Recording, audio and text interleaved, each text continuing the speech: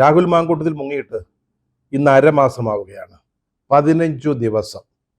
ഈ ദിവസങ്ങളിലൊക്കെ നമ്മുടെ കേരള പോലീസ് ഇന്ത്യയിലെ നമ്പർ 1 എന്നൊക്കെയാണ് പറയുന്നത്. ആ പോലീസ് അദ്ദേഹത്തെ തിരഞ്ഞ് പാഞ്ഞു കീഞ്ഞു നടക്കുകയായിരുന്നു. അന്വേഷിക്കാത്ത ഒരിടം പോലുമില്ല. സാധ്യതയുടെ എല്ലാ സ്ഥലങ്ങളിലും അവർ പോയി. കേരള മഹാരാജ്യത്ത്, പിന്നെ തമിഴ്നാട്ടിൽ, അത് കഴിഞ്ഞ് കർണാടകയിൽ, ഇവിടെ എല്ലാം അന്വേഷിച്ചു. പോലീസിന്റെ പതിവ് മുറകളെല്ലാം പരീക്ഷിച്ചു കേട്ടോ. അതായത് രാഹുൽ മാങ്കൂട്ടത്തിലെ സഹായിച്ചു എന്ന് കരുതുന്ന ആളുകളെയൊക്കെ പിടിച്ച് കൈകാര്യം ചെയ്തു. റെയിൽവേ സ്റ്റേഷനുകളിൽ, വണ്ടിപ്പേട്ടകളിൽ, ബസ് സ്റ്റാൻഡുകളിൽ, അവിടെ എല്ലാം പോലീസുകാരെ കാവൽ നിർത്തി. പിന്നീട് ഏറ്റവും അത്യന്താധുനികമായ മൊബൈൽ ഫോൺ ട്രാക്കിംഗ് അടക്കമുള്ള പരിപാടികൾ പരീക്ഷിച്ചു നോക്കി. ഇതൊന്നും കൊണ്ട് പ്രയോജനം ഉണ്ടായില്ല. അപ്പോൾ പിന്നെ രാഹുലിൻ്റെ ഒരു ജാതകം സംഘടിപ്പിച്ച് ജ്യോത്സ്യന്മാരെയൊക്കെ കാണിച്ചു.